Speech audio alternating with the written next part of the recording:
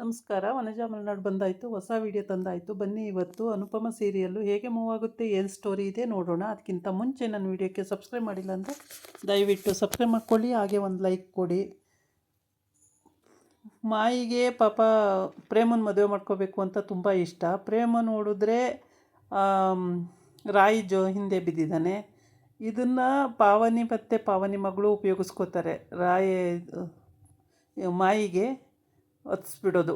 ಅಯ್ಯೋ ಪ್ರೇಮ್, ನಿನ್ನ ಹಂಗೆ ಸೀರೆ ಉಟ್ಕೊಂಡು ಹೋದರೆ ನಿನ್ನನ್ನು ಇಷ್ಟಪಡ್ತಾನೆ, ಹಿಂಗೆ ಸೀರೆ ಉಟ್ಕೊಂಡು ಹೋದರೆ ಇಷ್ಟಪಡ್ತಾನೆ, ನಿನ್ನ ನೋಡಿದ ತಕ್ಷಣ ಇಷ್ಟಪಡ್ತಾನೆ, ಹಾಗೆ ಹಿಂಗೆ ಅಂತೇಳಿ. ಇದು ಪರಿ ಗೊತ್ತಿರುತ್ತೆ. ಪರಿ ಪಾಪ ಮಾತಾಡಲ್ಲ, ಸುಮ್ಮನೆ ಆಗ್ತಾಳೆ ಅವಳು ಏನು ಮಾತಾಡಲ್ಲ. ಪರಿಗೆ ಇವರೆಲ್ಲ ಇವಳಿಗೆ ಹುಮ್ಮಸ್ಸು ಮಾಡ್ತಾವ್ರೆ ಅನ್ನೋದು ಗೊತ್ತಿರುತ್ತೆ ಮಾಯಿಗೆ, ಆದ್ರೂ ಪರಿ ಮಾತಾಡಲ್ಲ. ಇನ್ನು ಅನುಪಮ ಮಾಯಿ ರಾಯಿ ಸಿಕ್ಕಿಲ್ಲ, ಎಲ್ಲೋಗಿದ್ದಾಳೆ ಅಂತ ಗೊತ್ತಿಲ್ಲ, ಎಲ್ಲ ಹುಡ್ಕಾಡ್ತಿದ್ದಾರೆ. ಏನಾರು ದ್ವಾರಕಾ ದೇಶಕ್ಕೆ ಹೋಗ್ಬಿಟ್ಲೋ ಏನೋ ಅಂಥೇಳಿ ಅನುಪಮ ಅತ್ತೆ ಹೇಳ್ತಾರೆ. ಆದರೆ ಸುಮ್ಮನಿರಿ ಅತ್ತೆ, ನೀವೇನೇನೋ ಮಾತಾಡಬೇಡಿ ಅಂತಾಳೆ. ಆಮೇಲೆ ಈ ಕಡೆ ಇವನು ಕೂಡ ಹುಡುಕೋ ರೀತಿ ಮಾಡ್ತಾಯಿರ್ತಾನೆ ಪ್ರೇಮ್, ಆದರೆ ಎಲ್ಲೂ ಸಿಕ್ಕಿರಲ್ಲ. ಇವಳು ನೋಡಿದ್ರೆ ರಾಯಿ ನೋಡಿದರೆ ದೇವಸ್ಥಾನಕ್ಕೆ ಹೋಗಿದ್ದಾಳೆ, ಪ್ರೇಮಗೂ ಸಿಕ್ಕಿಲ್ಲ. ಆಮೇಲೆ ಅನುಪಮಗೆ ಫೋನ್ ಮಾಡ್ತಾಳೆ, ಎಲ್ಲಿ ಹುಡ್ಕೋದು ಇವಳನ್ನ, ಯಾಕೆ ಈ ಹುಡುಗಿ ಹಿಂಗೆ ಮಾಡುತ್ತೆ ಅಂತ ಅನುಪಮ ಅಂತಿರ್ತಾಳೆ. ಅಷ್ಟೊತ್ತಿಗೆ ಅನುಪಮ ಫೋನ್ ಮಾಡ್ತಾಳೆ, ನಾನು ದೇವಸ್ಥಾನದಲ್ಲಿ ಇದ್ದೀನಿ ಮಮ್ಮಿ, ಅಲ್ಲಿಗೆ ಬನ್ನಿ ಅಂತೇಳಿ. ಆಯಿತು ನೀನು ಅಲ್ಲೇ ಇರು, ಬರ್ತೀನಿ ಅಂತ ಹೇಳ್ತಾಳೆ. ಆಮೇಲೆ ಇವಳು ಸ್ಯಾರಿ ಚೇಂಜ್ ಮಾಡಿಕೊಂಡು ದೇವಸ್ಥಾನಕ್ಕೆ ಹೋಗಿ ಬರ್ತೀನಿ ಅಂತ ಹೊರಡ್ತಾಳೆ ಅನುಪಮ. ಆವಾಗ ಇವರೆಲ್ಲ ಕ್ರಿಸ್ಮಸ್ ಡೇ ಅಂತೇಳ್ಬಿಟ್ಟು ಸ್ಯಾರಿಗಳು ಉಟ್ಕೊಳ್ಳೋದು ಅಥವಾ ಏನು ಮಾಡೋದು, ಡ್ರೆಸ್ ಹಾಕ್ಕೊಳ್ಳೋದು ಅಂತ ಎಲ್ಲ ಯೋಚನೆ ಮಾಡ್ತಿರ್ತಾರೆ. ಪಾವನಿ ಮಗಳಿಗೆ ಸೀರೆ ಉಟ್ಕೋ ಅಂತ ಹೇಳ್ತಾ ಇರ್ತಾಳೆ. ಹೀಗೆ ಎಲ್ಲರದು ಒಂದೊಂದು ರೀತಿ ಡ್ರೆಸ್ಸು, ಸೀರೆ. ಮತ್ತು ಮಾಯಿ ಕೂಡ ನಾನು ರೆಡ್ಡು ಸ್ಯಾರಿ ಉಟ್ಕೊಳ್ತೀನಿ, ರೆಡ್ಡಿ ಸ್ಯಾರಿಯಲ್ಲಿ ಉಟ್ಕೊಂಡ್ರೆ ಪ್ರೇಮಗೆ ನಾನು ಇಷ್ಟ ಆಗ್ಬೋದು ಅಂತ ಅವಳು ಕಲ್ಪನೆ ಇರುತ್ತೆ. ಬಟ್ ಅವಳನ್ನ ಇಷ್ಟಪಡಲ್ಲ ಅವನು ರಾಯಿ ಬಿಟ್ಟರೆ ಬೇರೆ ಯಾರನ್ನೂ ಇಷ್ಟಪಡಲ್ಲ. ರಾಯಿನೇ ಕೊನೆಯವರೆಗೂ ಪ್ರೀತಿಸ್ತೀನಿ ಅಂತಾನೆ, ಅವಳು ಇಲ್ದಲೇ ನನ್ನ ಜೀವನ ಇಲ್ಲ ಅಂತಾನೆ. ಹಾಗೆ ಈ ಮಾಯಿ ಪಾಪ ಅದು ಗೊತ್ತಿಲ್ಲ.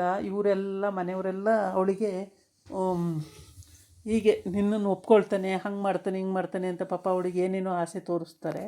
ಆದರೆ ಅವನು ಒಪ್ಪಲ್ಲ, ಯಾವ ಕಾರಣಕ್ಕೂ ಪ್ರೇಮ್ ಒಪ್ಪೋದೇ ಇಲ್ಲ.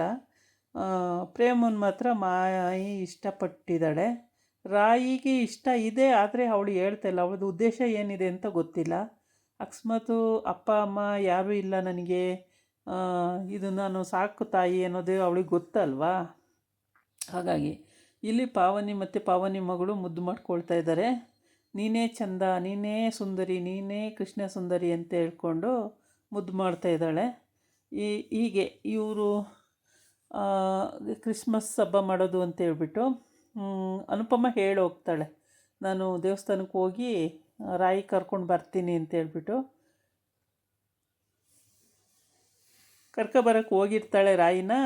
ಅಲ್ಲಿ ರಾಯಿ ಡ್ಯಾನ್ಸ್ ಮಾಡ್ತಿರ್ತಾಳೆ, ಜೊತೆಗೆ ಅನುಪಮನೂ ಸೇರ್ಕೊಂಡು ಡ್ಯಾನ್ಸ್ ಮಾಡ್ತಾಳೆ. ಇಬ್ಬರು ಡ್ಯಾನ್ಸ್ ಮಾಡಿ ಆಮೇಲೆ ಕೂತ್ಕೊಂಡಾಗ ಅನುಪಮನ ತೊಡೆ ಮೇಲೆ ಬಿಕ್ಕಿ ಬಿಕ್ಕಿ ಅಳ್ತಾಳೆ ರಾಯಿ. ಏನು ಕಳ್ತೀಯ ಕಂದ, ಏನಾಯಿತು ಹೇಳು ಅಂತ. ಅದಕ್ಕೆ ಮುಂಚೆ ಇವಳು ಮನೆಯಿಂದ ಹೋಗೋ ಹೊತ್ತಿಗೆ ಅವರ ಅದೇ ಮಗ ಬರ್ತಾನೆ, ಬಂದ್ಬಿಟ್ಟು ಕೇಳ್ತಾನೆ, ಏನಕ್ಕೆ ಅಜ್ಜಿ ಎಲ್ಲಿ ಹೋಗ್ತೀರಾ ಅಂತೇಳ್ಬಿಟ್ಟು ಮೊಮ್ಮಗ. ಅದಕ್ಕೆ ಹಿಂಗೆ ರಾಯಿ ಅಲ್ಲಿದ್ದಾಳಂತೆ, ಕರ್ಕೊಂಡು ಬರ್ತೀನಿ ಅಂತೇಳಿ.